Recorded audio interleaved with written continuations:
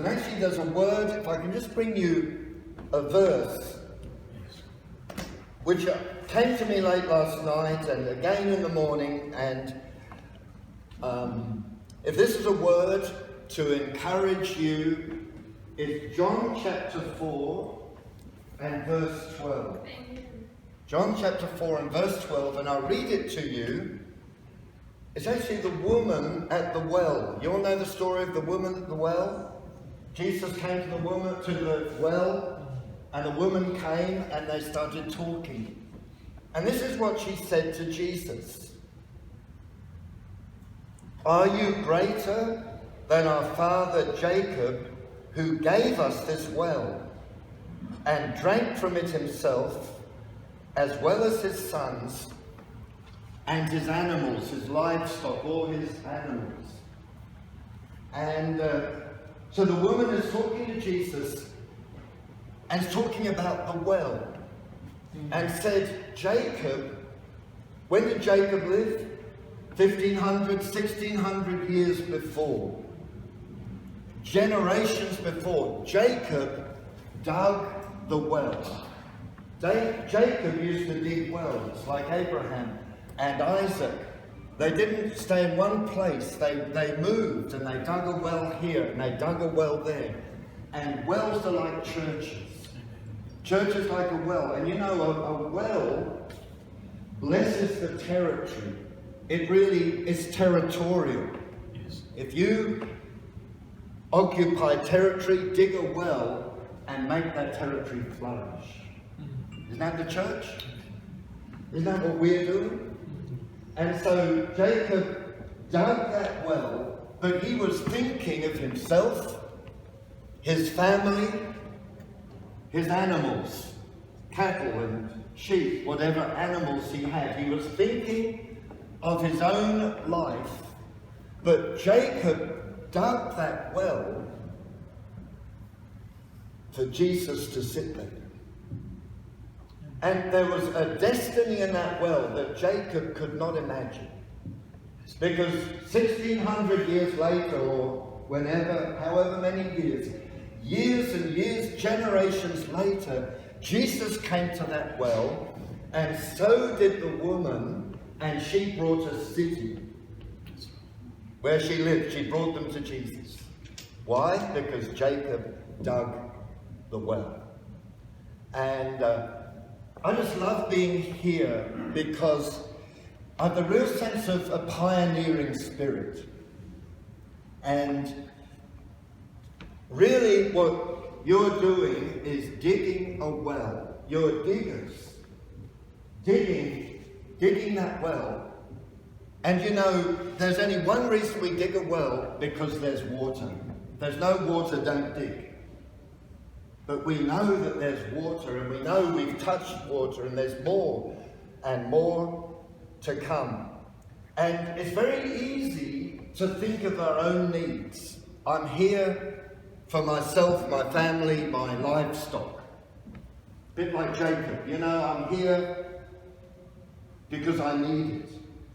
But what we're doing has destiny for this city. If this is a significant city, it has destiny for generations. Yes. It has destiny for things we cannot see. You're doing, what we're doing, what you're doing, has a destiny well beyond what we can see in the natural. And really, and Pastor Mark mentioned this, but there are many who've dug wells before us. And in a way, we're sitting on the well as well. But we're digging, and don't be weary of digging. It's not easy. But when I see that what I'm doing, even coming here, is for many, many people that I can't see today. Just like those students in Ghana, I was teaching them the message of the cross and you know, grace and Jesus. And I was feeling countless people are going to be touched by this word. This word is multiplying. And what we are digging here is a well that's going to multiply. The water's going to overflow. We can't keep it here.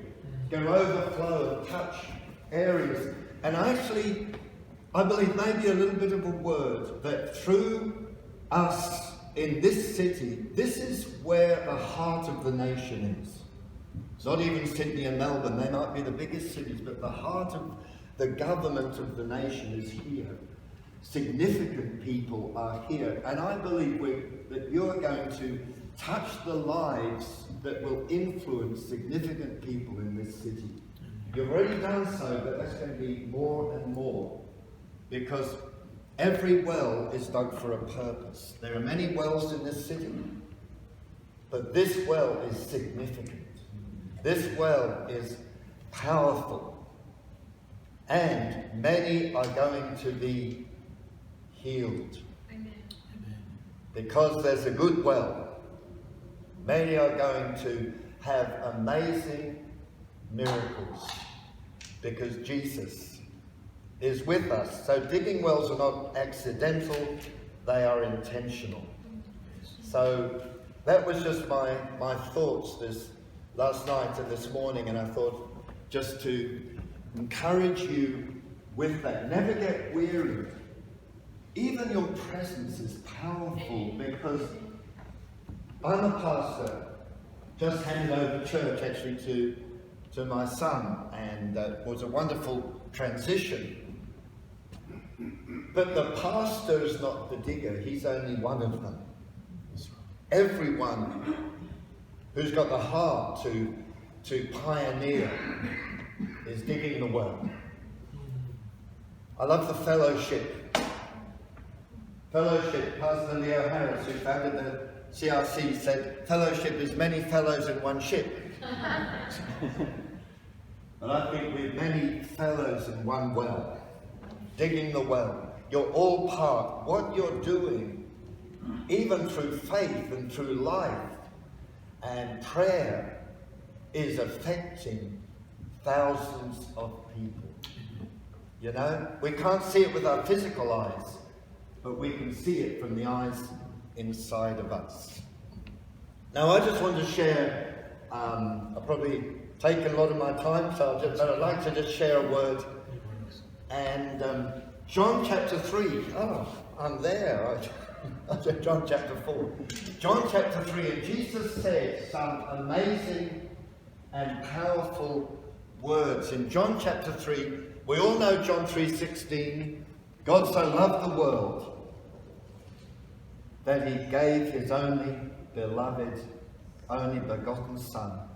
But John 3:17, I want to read 17 and the beginning of verse 18. God did not send, John 3:17, God did not send his Son into the world to condemn the world. We all understand condemn, don't we? It's a heavy word. It's a imprisoning word. God did not send Jesus to condemn the world, but that the world through him might be saved. And then verse 18, he who believes in Jesus is not condemned. Do you believe in Jesus? Yes. Are you condemned? No, because whoever believes in Jesus is not condemned. Now, we live in a world that is condemned already. He who does not believe is condemned already. We live in a world that is condemned already, but we are not condemned. And so we might ask, what does condemnation mean? And I want to share a story in a moment to try and help us to understand what this word means. But I want to first talk about in John chapter 8, and I won't read directly from there, but a woman was brought to Jesus. She didn't want to be brought to Jesus. She was made to come to Jesus because she had been caught committing adultery. And the Pharisees they brought her to Jesus, and she was on the way to be executed. They say, the law says this woman should be put to death. What do you say? Where was she going? She was going to a place of execution. That's condemnation. How did she feel? Can we put ourselves in her place? There are some strong men who have got her so that she can't get away. She's going to a place of execution. But they bring her to Jesus. And at the end of the story, her accusers walk away. Remember the oldest? They let go of the stones, they walk away, they walk away, they walk away. And Jesus says to her, neither do I condemn you. What a word. Neither do I condemn you.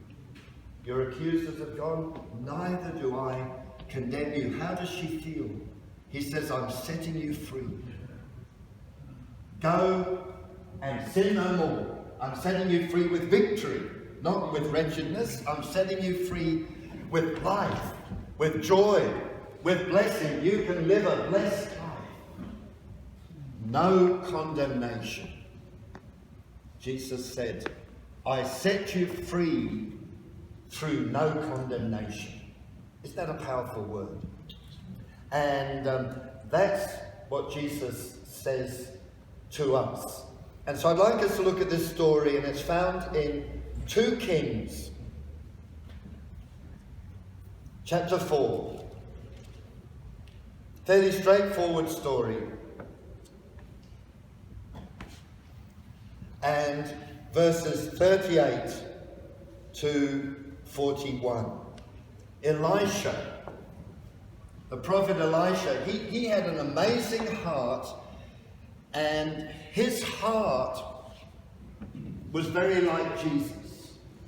He blessed people, he released people. In fact, even the enemy.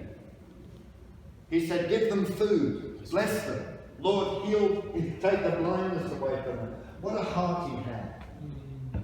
And let's read his story here. Verse 38. Elisha returned to Gilgal, and there was a famine in the land. Now the sons of the prophets were sitting before him, and he said to his servant, put on a large pot and boil stew for the sons of the prophets. And one of them went out into the field to gather herbs. He was doing a good thing, wasn't he? Let's put some vegetables in the pot. And he found a wild vine and gathered from it a lap full of wild goods, and came and sliced them and put them in the pot of stew, although nobody knew what they were. He didn't know, nobody knew.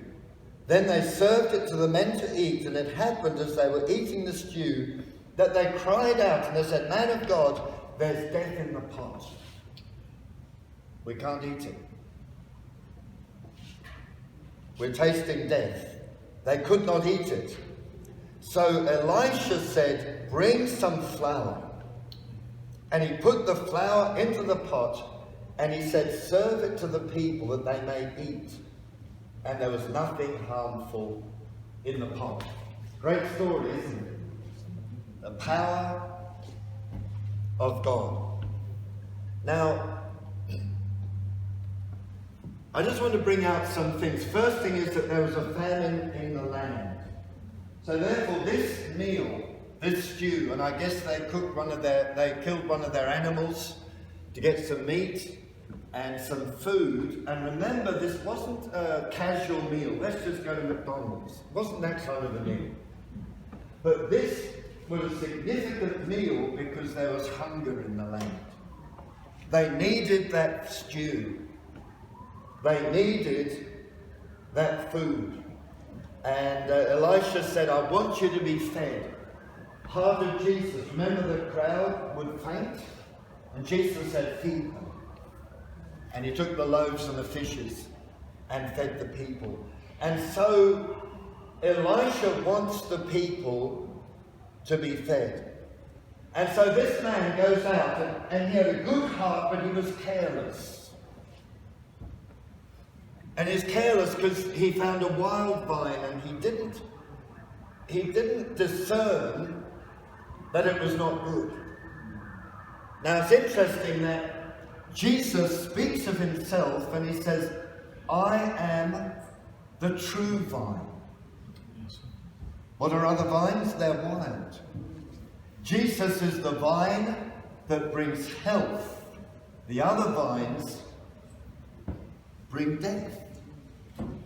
And so he didn't discern the vine, but he wanted to bless the people. And so he took the vine and he collected the vines and whatever it was like, and he cut it up and put it into the stew.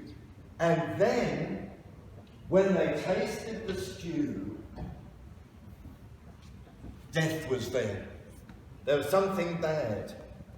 And all of their nourishment would have to be thrown out. You cannot eat in that pot. Because that food, it's turned everything bad. You know, this is the meal they needed, and they cannot eat it. So how did that man feel? They all knew he'd collected the wild vine, put it into the pot, and what he put in the pot had destroyed the whole pot. Brought death into the whole pot. So how did he feel? He felt condemned. Now, right, how would you feel? Would you feel bad? I would. He knew that what he did had made the pot, you couldn't eat it, you had to throw it away. And so what does he want to do? I think he wants to walk away. He wants to run away. You know, condemnation makes us feel rejected. In fact, I believe many people are not here this morning, and I'm not talking about the ones regularly who can't be here, but there are people not here today because they feel rejected. You know, I'm not good enough. I'm not worthy enough. I'm not the right person. We don't reject them, but condemnation rejects them. So this man, I think he felt like disappearing because he felt condemned, and he was thinking, what on earth are they thinking of me? What do they think of me? I have ruined this meal that they have to eat. But the first thing is that amazing thing, Elisha, he's the leader. Elisha did not condemn this man. Elisha did not get angry with him. He did not get agitated with him. He did not scold him. He did not give him a word of rebuke. He didn't even rebuke him. Elisha just accepted him like everybody else.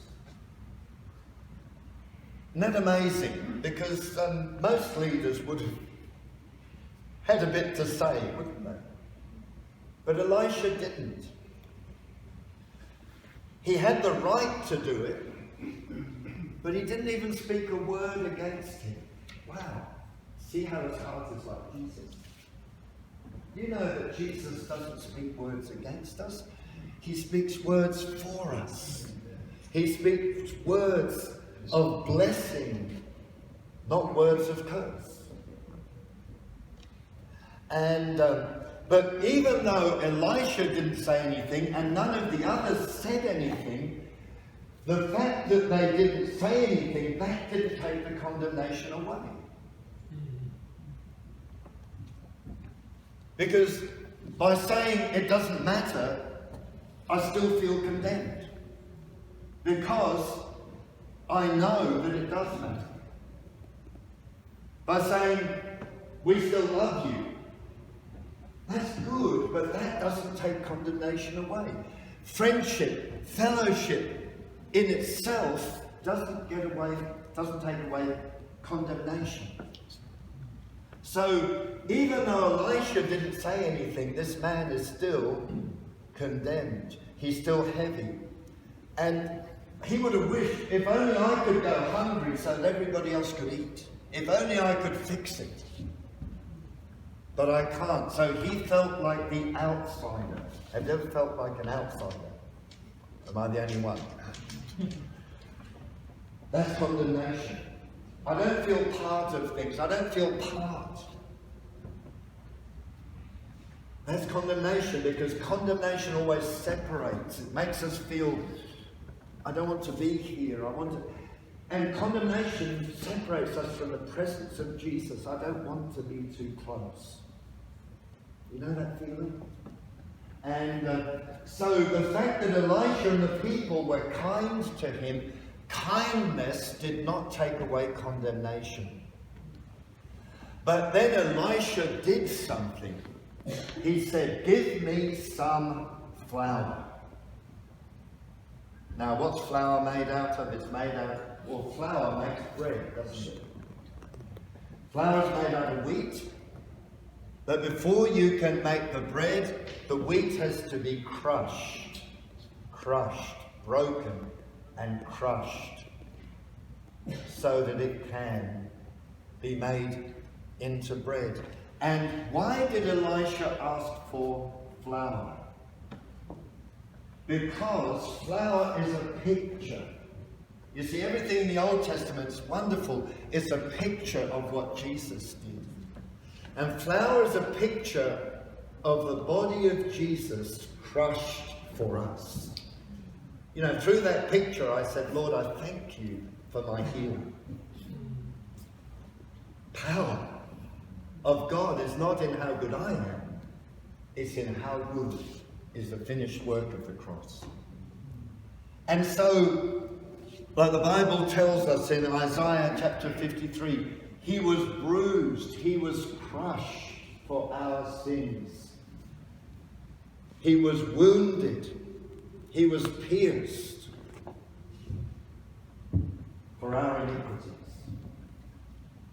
He was made like flour in terms of the picture, so that we can be healed. You see, the flour heals the condemnation. The flour takes away the condemnation, because Elisha said, "Bring me some flour. Now I want to restore what's broken and take away condemnation." Remember how powerful condemnation is? Condemnation comes from sin, but condemnation is more powerful than sin.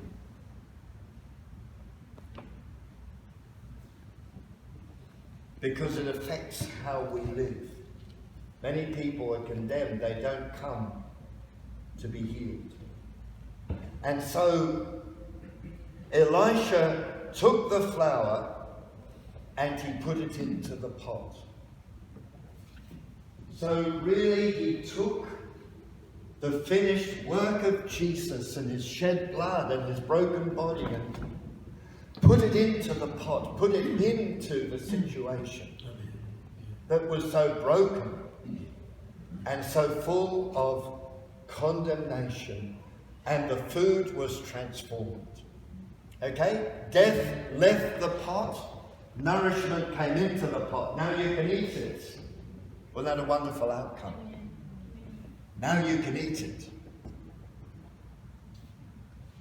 But you see, condemnation was also removed. Condemnation was taken away through the flour. That's why we must always see the finished work of the cross. And we must be in a church like this one here. There are many churches, there are many good churches, where the message of the cross is the central message. In fact, Paul said this, "I determined to preach nothing to you except Christ crucified for you. All right? Other stuff's good. This is centre. This is necessary. This must come continually. That's why I love the communion service, because communion service preaches Christ crucified. Paul said we proclaim his death until he comes. And that's why there's such power. There's power in the message. The message brings healing. A lot of times there's a resistance to healing because of condemnation. So we've got to see the powerful message of the cross that's taken away the sin and the condemnation. And so don't look at the poison. Feel condemned. Look at the flour. Keep looking at the flour. Let's keep putting the flour in the pot. Let's keep putting the flour in the pot. Let's keep, put that flour. Whatever's happening. And maybe there's some here, and I don't know your lives, and I don't know your circumstances, but we often battle our own actions, and we battle our own faults and our own lack. Because we've all been like that man, haven't we? But we're looking at the poison. Let's look at the flower. Yes. Let's see. Jesus was bruised for my iniquities, and by his stripes, his bruising, his being made to be like flour, I was healed. Thank you. Let's just stand together and let's just worship him just for a moment.